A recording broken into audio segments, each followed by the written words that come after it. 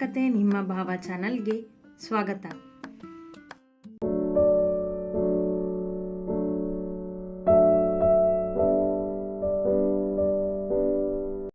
Sir, ಇದು ತಪ್ಪಲ್ವಾ sir? ನಿಮಗೆ ಹಣ ಕೊಡೋದು ನಾನು, ನೀವು ಅವ್ರ ಮಾತನ್ನು ಕೇಳಿಕೊಂಡು ನನ್ನ ಅಂಗಡಿಗೆ ಸ್ವೀಟ್ ಸಪ್ಲೈ ಮಾಡದೇ ಇರೋದು ಯಾವ ನ್ಯಾಯ? ಕೇಳಿದಳು ಪೂರ್ಣ ತನಗೆ ಸ್ವೀಟ್ ಸಪ್ಲೈ ಮಾಡುತ್ತಿದ್ದ ಏಜೆನ್ಸಿಯವನಿಗೆ. ಹಿಂದಿನ ದಿನ ತಾನು ಕರೆ ಮಾಡಿ ಮಾತನಾಡಿದ್ದವಳು ಈಗ ನೇರವಾಗಿ ಮಾತನಾಡಲು ಬಂದಿದ್ದಳು. ನಾವು ಏನೂ ಮಾಡೋಕ್ಕಾಗೋದಿಲ್ಲ ಮೇಡಮ್.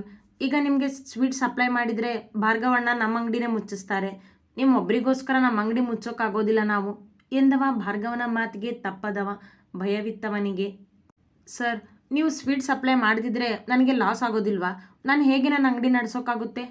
ಹೇಳಿದ್ನಲ್ಲ ಮೇಡಮ್, ನಮ್ಮ ಕೈಯಲ್ಲಿ ಏನೂ ಇಲ್ಲ. ಬೇರೆ ಯಾರಾದರೂ ಸ್ವೀಟ್ ಸಪ್ಲೈ ಮಾಡೋರ ಹತ್ರ ಹೋಗಬೇಕಾಗುತ್ತೆ ನಾನು, ಅವರನ್ನು ಬೆದರಿಸುವಂತೆ ಎಂದಳು. ಅಯ್ಯೋ ಹೋಗಮ್ಮ, ಬೇಡ ಅಂದವ್ರು ಯಾರು? ಅವರನ್ನು ಎದುರು ಹಾಕ್ಕೊಂಡು ಯಾರೂ ನಿನಗೆ ಸ್ವೀಟ್ ಕೊಡೋದಿಲ್ಲ ಎಂದವ ತನ್ನ ಕೆಲಸದತ್ತ ಗಮನ ಕೊಟ್ಟ. ಪೂರ್ಣ ಮತ್ತೆ ಮಾತನಾಡಿ ಪ್ರಯೋಜನ ಇಲ್ಲವೆಂದು ಅಲ್ಲಿಂದ ಸ್ಕೂಟಿ ಹತ್ತಿ ನಡೆದಳು ಬೇರೆಯ ಏಜೆನ್ಸಿಯವರನ್ನು ವಿಚಾರಿಸಲು. ಹಲೋ, ಯಾರು? ಬಂದ ಕರೆ ರಿಸೀವ್ ಮಾಡಿ ಕೇಳಿದಳು ಪೂರ್ಣ.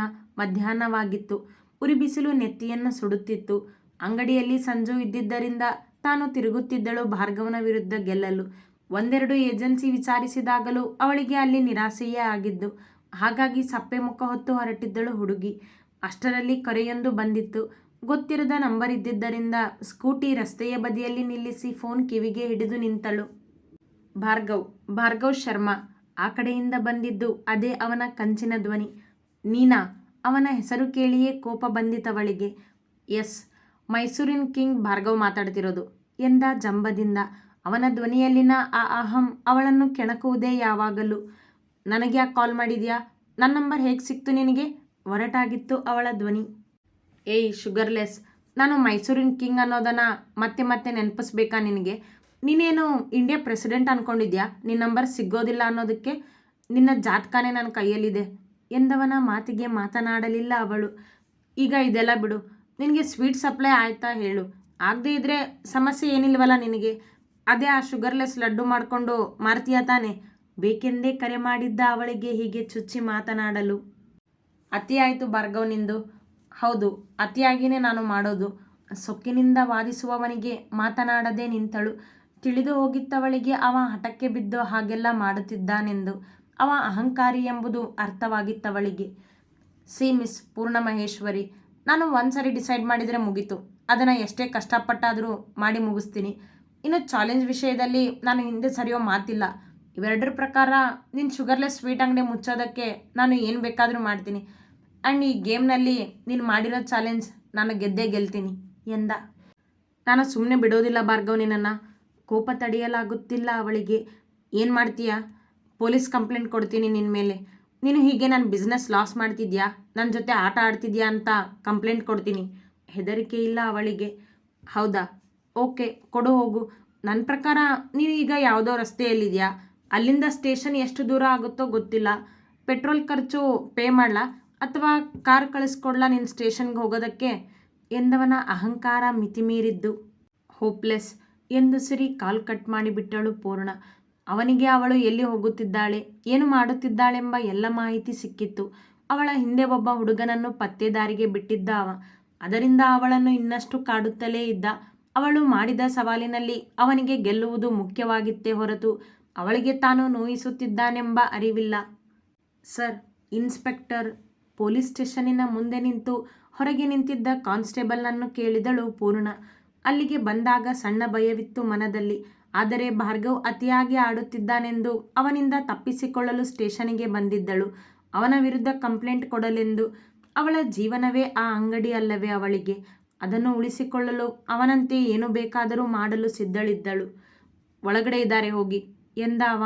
ಮುಜುಗರದಿಂದಲೇ ಒಳ ಬಂದವಳು ಅತ್ತಿತ್ತ ನೋಡುತ್ತಾ ಹೆಗಲಿಗಿದ್ದ ತನ್ನ ಬ್ಯಾಗ್ ಬಿಗಿ ಹಿಡಿದು ನಿಂತಳು.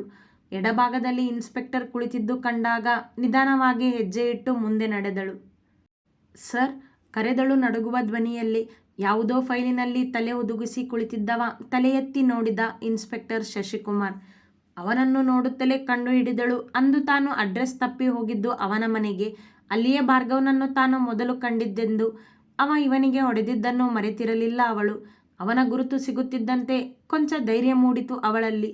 ಮುಂದೆ ಬಂದು, ಸರ್, ನಾನು ಕಂಪ್ಲೇಂಟ್ ಕೊಡಬೇಕಿತ್ತು ಎಂದಳು. ಶಶಿಕುಮಾರ್ ಕೂಡ ಅವಳನ್ನು ಗುರುತಿಸಿದ. ಬನ್ನಿ, ಕೂತ್ಕೊಳ್ಳಿ ಎಂದ ಅವಳಿಗೆ ಮುಂದಿದ್ದ ಚೇರ್ ತೋರಿಸಿ. ಬ್ಯಾಗ್ ಹಿಡಿದು ಕುಳಿತಳು ಪೂರ್ಣ. ಏನು ಕಂಪ್ಲೇಂಟ್ ಕೊಡಬೇಕಿತ್ತು? ಯಾರ ಮೇಲೆ ಕೇಳಿದ ಸಹಜವಾಗಿ. ಭಾರ್ಗವ್ ಶರ್ಮಾ ಮೇಲೆ ಎಂದಳಷ್ಟೇ. ಅವ ತಳಮಳಗೊಂಡ. ಸರ್, ನನ್ನ ಅಂಗಡಿ ಮುಚ್ಚಬೇಕು ಅಂತ ತುಂಬ ತೊಂದರೆ ಕೊಡ್ತಿದ್ದಾನೆ ಸರ್. ನನ್ನ ಅಂಗಡಿಗೆ ಬರೋ ಎಲ್ಲ ಸ್ವೀಟ್ ಸಪ್ಲೈನೂ ನಿಲ್ಲಿಸಿದ್ದಾನೆ. ಪದೇ ಪದೇ ನನ್ನ ಅಂಗಡಿ ಹತ್ರ ಬಂದು ಜಗಳ ಮಾಡ್ತಿದ್ದಾನೆ. ಇದರಿಂದ ನನ್ನ ಬಿಸ್ನೆಸ್ಗೆ ತುಂಬ ತೊಂದರೆ ಆಗ್ತಿದೆ ಸರ್ ಎಂದಳು. ಓಕೆ, ಇದರಲ್ಲಿ ಬರೆದು ಕೊಡಿ ಎಂದವ ಅವಳ ಮುಂದೆ ಪೇಪರ್ ಚಾಚಿದ. ಅದನ್ನು ತೆಗೆದುಕೊಂಡವಳು ಭಾರ್ಗವ್ನಿಂದ ತನಗಾದ ತೊಂದರೆ ಎಲ್ಲವನ್ನೂ ಬರೆದಳು. 5 ನಿಮಿಷ ಕುಳಿತು. ಸರ್, ಎಲ್ಲ ಬರೆದಿದ್ದೀನಿ. ಅವರನ್ನು ಜೈಲಿಗೆ ಹಾಕೋದೇನೂ ಬೇಡ. ಅವರಿಗೆ ನನ್ನ ತಂಟೆಗೆ ಬರಬೇಡ ಅಂತ ಹೆದರಿಸಿದರೆ ಸಾಕು ಎಂದಳು, ತನಗೆ ಕಾನೂನಿನ ಗೋಜು ಬೇಡವೆಂದು.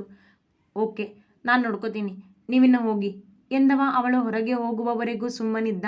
ಅವಳು ಬಾಗಿಲತ್ತ ಹೋಗುತ್ತಿದ್ದಂತೆ ಫೋನ್ ಹಿಡಿದು ಭಾರ್ಗವನಿಗೆ ಕರೆ ಮಾಡಿದ. ಅಮಾವಾಸ್ಯೆ ಚಂದ್ರ, ಏನು ನನ್ನನ್ನು ನೆನಪಿಸ್ಕೊಂಡಿರೋದು ಎಂದ ಭಾರ್ಗವ್ ಅವನ ಕಾಲ್ ರಿಸೀವ್ ಮಾಡುತ್ತಲೇ. ಸರ್, ಒಂದು ಹುಡುಗಿ ನಿಮ್ಮ ಮೇಲೆ ಕಂಪ್ಲೇಂಟ್ ಕೊಡೋದಕ್ಕೆ ಬಂದಿದ್ಲು ಸರ್. ಅದೇ ಅವತ್ತು ನಮ್ಮ ಮನೆಯಲ್ಲಿ ನೋಡಿದ್ರಲ್ಲ, ಅವಳೇ ಸರ್. ಹೆದರುತ್ತಲೇ ಮಾತನಾಡುತ್ತಿದ್ದ ಅವ ಭಾರ್ಗವನ ಜೊತೆ. ಅವನ ಕೈರುಚಿ ಗೊತ್ತಲ್ಲ ಇವನಿಗೆ. ಹಾಗಾಗಿ ಅವನ ವಿರುದ್ಧ ತಾನು ಹೋಗಲಾಗದೆ ಪೂರ್ಣ ಕೊಟ್ಟ ಕಂಪ್ಲೇಂಟ್ ಬಗ್ಗೆ ಅವನಿಗೆ ತಿಳಿಸಲು ಕರೆ ಮಾಡಿದ್ದ. ಅದಕ್ಕೆ ನೀನೇನು ಮಾಡ್ತೀಯ ಈಗ ಎಂದ ಭಾರ್ಗವ್ ವಿಷಯ ಏನೆಂದು ಕೇಳದೆ. ಕೇಳುವ ಅವಶ್ಯಕತೆಯೂ ಅವನಿಗಿರಲಿಲ್ಲವಲ್ಲ. ಪೂರ್ಣಳ ಕಂಪ್ಲೇಂಟ್ ಏನೆಂದು ಅವನಿಗೆ ಗೊತ್ತೇ ಇತ್ತು. ನೀವು ಹೇಳ್ದಾಗೆ ಸರ್ ಎಂದ ಅವನ ಗುಲಾಮನಂತೆ. ಏನು ಮಾಡಬೇಕು ಅನ್ನೋದನ್ನು ನಾನು ಹೇಳಬೇಕಿಲ್ಲ ಅಂದ್ಕೊಂಡಿದ್ದೀನಿ ಎಂದ ಭಾರ್ಗವ್ ಗಟ್ಟಿ ಧ್ವನಿಯಲ್ಲಿ. ಅವನ ಧ್ವನಿಯೇ ಇವನನ್ನು ಬೆಚ್ಚಿ ಬೀಳಿಸುತ್ತಿತ್ತು. ಹಾಂ ಸರ್, ಗೊತ್ತು. ಈ ಕಂಪ್ಲೇಂಟ್ ನಮ್ಮ ಸ್ಟೇಷನ್ಗೆ ಬಂದಿಲ್ಲ ಅಂತಾನೆ ಅರ್ಥ ಎಂದು ಹೆದರಿ ಹೇಳುತ್ತಲೇ ಕರೆ ಕಟ್ ಮಾಡಿದ ಶಶಿಕುಮಾರ್ ತಲೆ ಎತ್ತಿ ನೋಡುವಷ್ಟರಲ್ಲಿ ಪೂರ್ಣ ಅವನೆದುರೇ ನಿಂತಿದ್ದಳು, ಕೋಪದಲ್ಲಿ ಅವನನ್ನೇ ನೋಡುತ್ತಾ. ಅವಳ ಫೋನ್ ಅಲ್ಲಿಯೇ ಟೇಬಲ್ ಮೇಲೆ ಉಳಿದಿತ್ತು. ಅದನ್ನು ತೆಗೆದುಕೊಳ್ಳಲೆಂದು ಬಂದವಳು ಶಶಿಕುಮಾರ್ ಭಾರ್ಗವನ ಜೊತೆ ಮಾತನಾಡಿದ್ದ ಮಾತುಗಳನ್ನು ಕೇಳಿಸಿಕೊಂಡಿದ್ದಳು. ನಿಮ್ಮಂಥವರು ಇರೋದ್ರಿಂದಾನೇ ಅಂಥವರು ಮೆರೀತಿರೋದು. ಅವನನ್ನೇ ನೋಡುತ್ತಾ ಕೋಪದಿಂದ ಎಂದವಳು ಟೇಬಲ್ ಮೇಲಿದ್ದ ತನ್ನ ಫೋನ್ ಹಿಡಿದು ನಡೆದು ಬಿಟ್ಟಳು ಹೊರಗೆ. ಶಶಿಕುಮಾರ್ ಇನ್ನೇನೂ ಮಾಡದವ. ನಿನ್ನ ಜೊತೆ ನೇರವಾಗಿ ಮಾತಾಡಿದ್ರೇನೆ ದಾರಿಗೆ ಬರೋದು ನೀನು. ನಿನ್ನ ಅಹಂಕಾರಕ್ಕೆ ನಾನು ತಲೆಬಾಗೋಳಲ್ಲ ಭಾರ್ಗವ್ ಎಂದುಕೊಂಡು ಅವನ ಮೇಲೆ ಕೋಪದಿಂದ ಕುದಿಯುತ್ತಲೇ ಅವನ ಆಫೀಸಿನ ದಾರಿ ಹಿಡಿದಿದ್ದಳು ಪೂರ್ಣ. ಅವನ ಜೊತೆ ಮಾತನಾಡಬೇಕಿತ್ತವಳು ಈಗ. ಕೋಪವೂ ಅಷ್ಟಿತ್ತು ಅವನ ಮೇಲೆ. ಇನ್ನೂ ಬಹುದೂರವಿತ್ತು ಅವನ ಆಫೀಸ್. ಆದರೆ ಅದೇ ರಸ್ತೆಯ ಟ್ರಾಫಿಕ್ನಲ್ಲಿ ಆಯುಷ್ನನ್ನು ಕಂಡಳು ಕಾರೊಂದರಲ್ಲಿ. ಇಲ್ಲೇ ಇದ್ದಾನೆ ಈ ಅಹಂಕಾರಿ ಭಾರ್ಗವ್. ರಸ್ತೆ ಆದರೂ ಪರವಾಗಿಲ್ಲ, ಇವತ್ತು ಬೆವರಿಳಿಸ್ತೀನಿ ಇವನಿಗೆ ಎಂದುಕೊಂಡು ಸ್ಕೂಟಿಯಿಂದ ಇಳಿಯುವ ಮೊದಲೇ ಸಿಗ್ನಲ್ ಬಿಟ್ಟಿತು. ಆಯುಷ್ ಇದ್ದ ಕಾರ್ ಮುಂದೆ ಹೋಯಿತು. ಅದನ್ನು ಕಾಣುತ್ತಲೇ ಪೂರ್ಣ ತನ್ನ ಸ್ಕೂಟಿ ಕೀ ತಿರುಗಿಸಿ ನಡೆದಳು ಅವನನ್ನೇ ಹಿಂಬಾಲಿಸಿ. ಆಯುಷ್ ಇವಳತ್ತ ನೋಡಿರಲಿಲ್ಲ.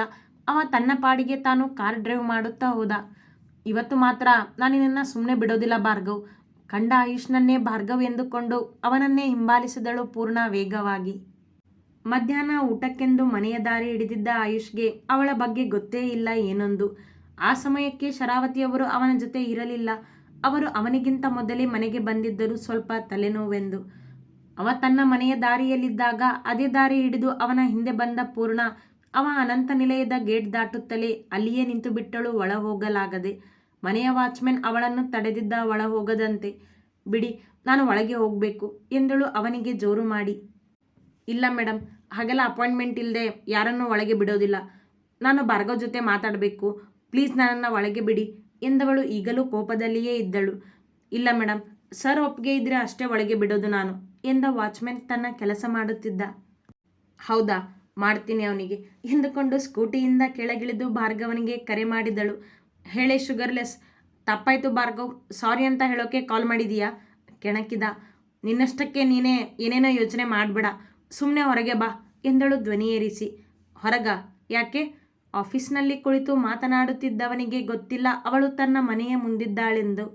ನೀನು ವಾಚ್ಮೆನ್ನ ನನ್ನ ಮನೆಯೊಳಗೆ ಬಿಡ್ತಿಲ್ಲ, ಅಪಾಯಿಂಟ್ಮೆಂಟ್ ಬೇಕಂತೆ ಅದಕ್ಕೂ ಅವಳೆನ್ನುತ್ತಲೇ ತಕ್ಷಣ ಎದ್ದು ನಿಂತ ಅವ ಕರೆಂಟ್ ಹೊಡೆದವರಂತೆ. ಮನೆಗೆ ಹೋಗಿದೀಯಾ? ಅಚ್ಚರಿಯಿತ್ತು ಅವನ ಧ್ವನಿಯಲ್ಲಿ. ಹಾಂ, ನಿನ್ನ ಕಾರ್ ಹಿಂದೆನೇ ಬಂದಿದ್ದೀನಿ.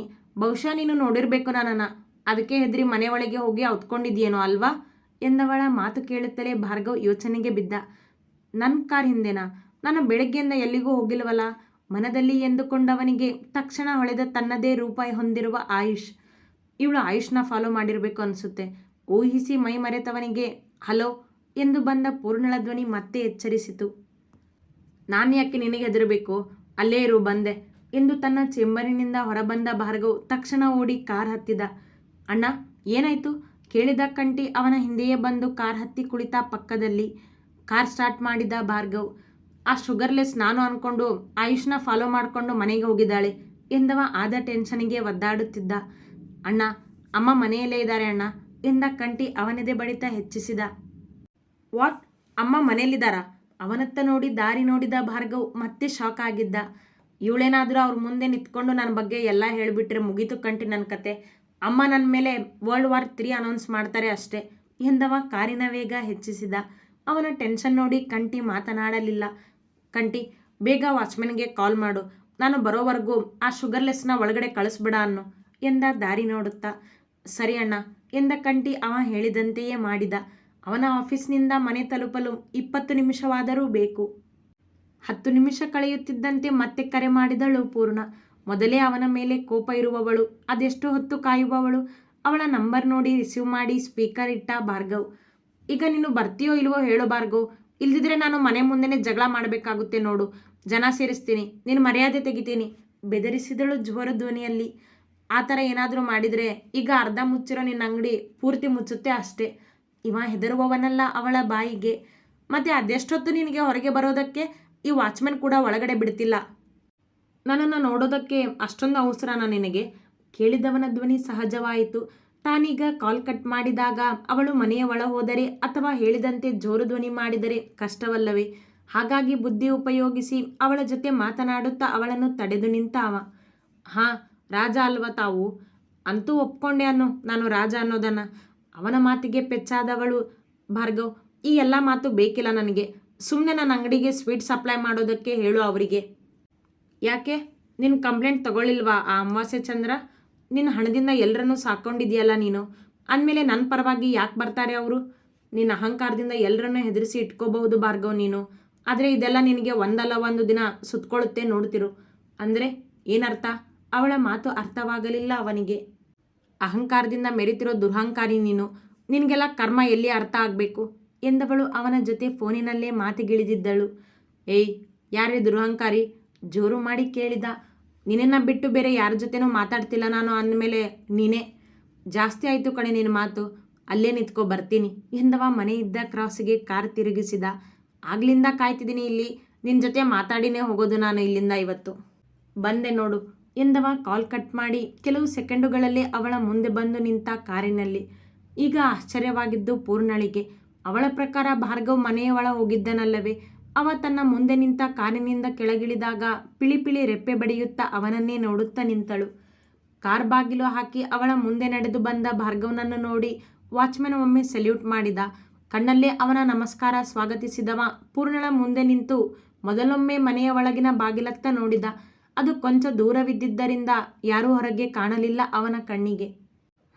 ಹೇಳೆ ಶುಗರ್ಲೆಸ್, ಏನಿಂದು ಕೇಳಿದ ಕಣ್ಣಲ್ಲೇ ಅವಳಿಗೆ ಪ್ರಶ್ನಿಸುತ್ತಾ. ಇದು ನಿಜ ತಾನೇ ಕೇಳಿದಳು ಸಣ್ಣ ಧ್ವನಿಯಲ್ಲಿ. ಅವಳಿಗಾದ ಆಶ್ಚರ್ಯಕ್ಕೆ ಅವಳ ಕಂಗಳು ಅವನ ಮೇಲಿನ ನೋಟ ತಪ್ಪಿಸುತ್ತಿಲ್ಲ. ಏನೇ ನಿಜ? ಏನಿಂದು? ನನ್ನ ಮನೆಗೆ ಯಾಕೆ ಬಂದೆ? ದರ್ಪ ಅವನ ಮಾತಲ್ಲಿ. ಅಲ್ಲ, ನೀನು ಆಗಲೇ ಕಾರ್ನಲ್ಲಿ ಮನೆ ಒಳಗೆ ಹೋಗಿದ್ದೆ ತಾನೆ? ಈಗ ಇಲ್ಲಿ ಮತ್ತೆ ಕಾರ್ನಲ್ಲಿ ಬರ್ತಿದ್ಯಾ? ಮನೆ ಹಿಂದ್ಗಡೆನೂ ಬಾಗಿಲಿದೆಯಾ? ಅಥವಾ ನಾನೇ ಮನೆ ಹಿಂದಿನ ಗೇಟ್ನಲ್ಲಿ ನಿಂತಿದ್ದೀನಾ? ಹಿಂದಿನ ಗೇಟ್ಗೂ ನೀವು ವಾಚ್ಮನ್ ಇಟ್ಟಿದ್ದೀರಾ? ಹಿಂದೆನೂ ಮನೆ ಬೋರ್ಡ್ ಹಾಕ್ತಾರೆ ಅಂತ ನನಗೆ ಗೊತ್ತಿರಲಿಲ್ಲ. ತನಗಾದ ಆಶ್ಚರ್ಯಕ್ಕೆ ಪಟಪಟನೆ ತನಗಿದ್ದ ಎಲ್ಲ ಗೊಂದಲ ಹೇಳಿದಳು. ನಾವು ಮನೆ 8 ಮೂಲೆಗೂ ಗೇಟ್ ಹಾಕ್ಸಿದ್ದೀವಿ. ಪ್ರತಿಯೊಂದು ಮೂಲೆಗೂ ವಾಚ್ಮನ್ ಇಟ್ಟು ಮನೆ ಬೋರ್ಡ್ ಹಾಕಿದ್ದೀವಿ. ನಿನ್ನಂಥವ್ರು ಎಲ್ಲಿಂದಾನೂ ಒಳಗೆ ಹೋಗಬಾರ್ದು, ಹಾಗೆ ಬಂದೋಬಸ್ತ್ ಮಾಡಿದ್ದೀವಿ ಎಂದವನಿಗೆ ಅವಳ ಆಶ್ಚರ್ಯ ಅರ್ಥವಾಗಿತ್ತು. ಆದರೂ ಅವಳನ್ನು ಕಾಡುತ್ತಿದ್ದ ಬೇಕೆಂದೇ ಅವನ ಮಾತಿಗೆ ಮಾತನಾಡದೆ ಅಚ್ಚರಿಯಲ್ಲೇ ನಿಂತಳು ಪೂರ್ಣ. ಅವಳ ಗೊಂದಲದ ಮುಖ ನೋಡಿದ ಭಾರ್ಗವನಿಗೆ ನಗು ಒತ್ತರಿಸಿತ್ತು. ಆದರೂ ತಡೆದು ನಿಂತಿದ್ದ. ಆದರೆ ಕಂಠಿ ಮಾತ್ರ ಬಾಯಿಗೆ ಕೈ ಅಡ್ಡ ಇಟ್ಟು ನಗುತ್ತಿದ್ದ. ನೀನು ಆಗಲೇ ಒಳಗಡೆ ಹೋಗಿದ್ದನ್ನು ನೋಡಿದ್ದೀನಿ ನಾನು. ಯಾಕೋ ಏನೋ ಮಿಸ್ ಹೊಡಿತಿದೆ ಅನ್ನಿಸ್ತಿದೆ ನನಗೆ ಎಂದಳು ತನ್ನ ದುಪ್ಪಟ್ಟದ ತುದಿ ಹಿಡಿದು ಬೆರಳಿಗೆ ಸುತ್ತುತ್ತಾ. ಏಯ್, ಅದೆಷ್ಟೇ ಮಾತಾಡ್ತೀಯಾ? ಬಂದಿದ್ಯಾಕೆ ಅಷ್ಟು ಹೇಳು. ಅವಳ ಗೊಂದಲ ಬಗೆಹರಿಸದೆ ಎಂದವ ಜೇಬಿನಲ್ಲಿ ಕೈ ಇಟ್ಟು ನಿಂತ. ಆಗ ತನ್ನ ಗೊಂದಲದಿಂದ ಹೊರಬಂದ ಪೂರ್ಣ ತಾನು ಬಂದಿದ್ದ ಉದ್ದೇಶ ನೆನಪಿಸಿಕೊಂಡಳು. ನಾನು ಎಲ್ಲಿಯೂ ಸ್ವೀಟ್ ತಗೊಳ್ಳದೇ ಇರೋ ಹಾಗೆ ಮಾಡಿದ್ಯಾ ಭಾರ್ಗವ್, ನೀನು ತಪ್ಪು ಮಾಡ್ತಿದ್ಯಾ. ನೀನು ಆ ಪೊಲೀಸ್ಗೆ ಹೊಡೆದು ಹೆದರಿಸಿ ಬೆದರಿಸಿ ನಿನ್ನ ಮಾತನ್ನೇ ಕೇಳೋ ಹಾಗೆ ಮಾಡ್ಕೊಂಡಿದ್ಯಾ ಅಲ್ವಾ. ಅದಕ್ಕೆ ಅವನು ಕಂಪ್ಲೇಂಟ್ ತಗೋತಿಲ್ಲ. ಈಗ ಮತ್ತೆ ಅವನ ವಿರುದ್ಧ ಧ್ವನಿ ಎತ್ತಿದಳು. ಅವರೆಲ್ಲ ಈ ರಾಜನ್ ಸೇವಕರು ಎಂದವನ ಮೊಗದಲ್ಲಿ ಅವಳನ್ನು ಕೆಣಕುವ ಆಸೆ ಇತ್ತು. ಅದೇಕೋ ಅವಳ ಆ ಗೊಂದಲದ ಮುದ್ದಾದ ಮೊಗ, ಆಶ್ಚರ್ಯ ಹೊತ್ತಿದ್ದ ಅವಳ ದೊಡ್ಡ ಕಣ್ಣುಗಳು ಅಂದು ಅವನನ್ನು ಸೆಳೆದಿತ್ತು. ಹಾಗಾಗಿ ಅಷ್ಟೊಂದು ಕೋಪದಿಂದ ಮಾತನಾಡುತ್ತಿರಲಿಲ್ಲ ಅವ. ರಾಜನ ನೀನು, ಕೇಳಿದಳು ಕೈಕಟ್ಟಿ ನಿಂತು ಕಣ್ಣು ಕಿರಿದು ಮಾಡಿ ಅವನನ್ನೇ ನೋಡುತ್ತಾ. ನೋಡ್ಲಿಲ್ವಾ ಇವತ್ತು ನೀನು ಹೇಗೆ ಎಲ್ಲರೂ ನನ್ನ ಮಾತನ್ನೇ ಪಾಲಿಸಿದ್ರು ಅಂತ. ಭಾರ್ಗವ್, ನಿನಗೆ ನನ್ನ ಜೊತೆ ಇರೋ ದುಶ್ಮನೇನಾದರೂ ಏನು? ನಾನೇನು ಮಾಡಿದ್ದೀನಿ ನಿನಗೆ? ಯಾಕೆ ಹೀಗೆ ನನ್ನ ಹಿಂದೆ ಬಿದ್ದಿದ್ಯಾ ನೀನು? ನಾನು ನಿನ್ನ ಬಿಸ್ನೆಸ್ಗೆ ಅಡ್ಡ ಬಂದಿದ್ದೀನಾ? ಇಲ್ವಲ್ಲ. ಅಂದಮೇಲೆ ನೀನು ಯಾಕೆ ನನ್ನ ಅಂಗಡಿ ಮುಚ್ಚೋದಕ್ಕೆ ನಿಂತಿದೀಯಾ? ಈಗ ಅವಳಿಗೂ ರೇಗಿತು. ಅವಳ ಧ್ವನಿಯಲ್ಲಿನ ಗಟ್ಟಿತನ ಅವನನ್ನು ಆಕರ್ಷಿಸುತ್ತಿತ್ತು. ಹಾಗಾಗಿಯೇ ಅವಳ ಜೊತೆ ಜಿದ್ದಿಗೆ ಬಿದ್ದಿದ್ದ. ಮೊನ್ನೆ ಕಂಟಿನ್ಯೂ ದಿ ಗೇಮ್, ಗೆಲ್ಲೋದು ನಾನಾ ನೀನಾ ಅಂತೆಲ್ಲ ಅಂದಿದ್ದೆ. ಇವತ್ತೇನು ಫಿಲ್ಮಿ ಡೈಲಾಗ್ ಹೊಡಿತಿದ್ಯಾ? ಸೋಲ್ತಿದ್ದೀನಿ ಅಂತ ಭಯನ ನಿನಗೆ? ಕೇಳಿದ ತುಟಿಯಂಚಲ್ಲಿ ಜಂಬದ ನಗು ಹೊತ್ತು ಅವಳ ಮುಖದತ್ತ ಕೊಂಚ ಬಾಗಿ. ಯಾವತ್ತೂ ಅನ್ಯಾಯದಿಂದ ಗೇಮ್ ಆಡಬಾರ್ದು ಭಾರ್ಗವ್. ಎಲ್ಲ ಕಡೆನೂ ನಿನ್ನ ಹಣ ಅಧಿಕಾರ ಬಳಸಿ ನಿನ್ನ ದರ್ಪ ತೋರಿಸೋ ನಿನಗೆ ನಿಯತ್ತಿಂದ ಆಟ ಆಡೋಕ್ಕಾದರೂ ಬರುತ್ತಾ? ಇಲ್ಲ, ಬರೋದಿಲ್ಲ. ನಾನು ಆಟ ಆಡೋದೇ ಹೀಗೆ. ನೀನು ನನ್ನ ಹತ್ರ ಸಾರಿ ಕೇಳೋವರೆಗೂ ನಾನು ಆಟ ಆಡೋದೇ ಹೀಗೆ ಎಂದ ಗಂಭೀರವಾಗಿ. ಮಾತನಾಡದೆ ಅವನನ್ನೇ ಕೋಪದಿಂದ ದಿಟ್ಟಿಸಿದಳು ಪೂರ್ಣ. ಸಹಿಸಲಾಗಲಿಲ್ಲ ಅವಳಿಗೆ ಅವನ ಆ ಅಹಂಕಾರವನ್ನು. ಅವಳ ಕಣ್ಣುಗಳು ಕೆಂಪಾದವು ಅವನ ಮೇಲಿನ ಕೋಪಕ್ಕೆ, ಮನದಲ್ಲಿ ಅಡಗಿದ್ದ ದುಃಖಕ್ಕೆ. ಸುಮ್ಮನೆ ನನ್ನ ದಾರಿ ನನಗೆ ಬಿಟ್ಬಿಡು ಭಾರ್ಗವ್. ಈ ಜನ್ಮದಲ್ಲಿ ನಿನ್ನ ಮುಖ ನೋಡೋದಿಲ್ಲ ನಾನು ಎಂದವಳ ಕಣ್ಣಿಂದ ಹನಿ ಜಾರಿ ಕೆನ್ನೆಯನ್ನು ಸ್ಪರ್ಶಿಸಿ ಕೆಳಗೆ ಬಿತ್ತು. ತಾನು ಮಾಡದ ತಪ್ಪಿಗೆ ಅವನನ್ನು ಬೇಡುವಂತಾಗಿತ್ತು. ಅಲ್ಲದೆ ಬೆಳಗ್ಗೆಯಿಂದ ಆದ ನಿರಾಸೆಯಿಂದ ಅಸಹಾಯಕತೆ ಅವಳನ್ನು ಆವರಿಸಿತ್ತು. ಆ ಕ್ಷಣ ಭೂಮಿ ನಿಂತಲ್ಲೇ ಕುಸಿದು ಹೋಗಬಾರದೆ ಎನ್ನಿಸಿತ್ತವಳಿಗೆ. ಸಾರಿ ಕೇಳು, ಈ ಜನ್ಮ ಅಲ್ಲ, ಯಾವ ಜನ್ಮದಲ್ಲೂ ನಾನು ನಿನ್ನ ಮುಖ ನೋಡೋದಿಲ್ಲ ಎಂದ. ಅವಳ ಕಣ್ಣೀರು ಮನದ ಮೂಲೆಯಲ್ಲೆಲ್ಲೋ ತಪ್ಪು ಮಾಡ್ತಿದ್ಯಾ ಎಂದರೂ ಕದಲದೆ, ಮನ ಬದಲಿಸದೆ ನಿಂತ. ಆ ಹುಡುಗಿ ಮತ್ತೆ ಮಾತನಾಡಲಿಲ್ಲ. ಅಳು ಒತ್ತರಿಸಿತ್ತು. ಅವನ ಮುಂದೆ ಅತ್ತು ಸೋಲಲಾಗದೆ ಸ್ಕೂಟಿ ಹತ್ತಿ ನಡೆದು ಬಿಟ್ಟಳು ಅಲ್ಲಿಂದ. ಅವಳನ್ನೇ ನೋಡಿದ ಭಾರ್ಗವನಿಗೆ ಕ್ಷಣ ಪಿಚ್ಚನಿಸಿತು. ಆದರೂ ಕರಗದೆ ಒಳನಡೆದ. ಅತಿ ಹೆಚ್ಚಿನ ಕಥೆಗಳಿಗಾಗಿ ಹಿಂಬಾಲಿಸಿ ಪ್ರತಿಲಿಪಿ ಆ್ಯಪ್ನಲ್ಲಿ ಪ್ರತಿಮಾ SH ಅವರನ್ನು.